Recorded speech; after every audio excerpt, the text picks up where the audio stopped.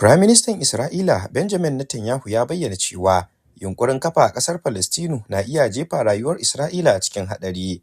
Netanyahu ya yi wannan jawabi ne a yau Lahadi, inda ya jaddada cewa gwamnatinsa ba za ta lamunci ƙoƙarin kafa ƙasar Falasɗinu ba, musamman a gaban taron Majalisar Ɗinkin Duniya da za a gudanar a mako mai zuwa. A cewarsa, kafa ƙasar Falasɗinu zai iya zama tamkar ta'addanci tare da barazana ga ɗorewar Isra'ila.